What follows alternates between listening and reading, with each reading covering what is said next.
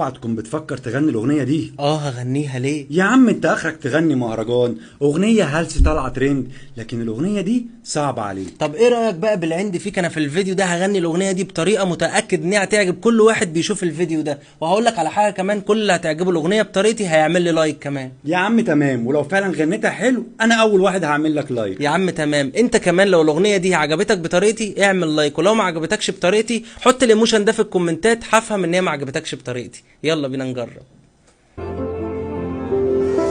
ياما ليالي ياما وانت مش معايا، انا كنت بحلم بيك معايا دلوقتي وانت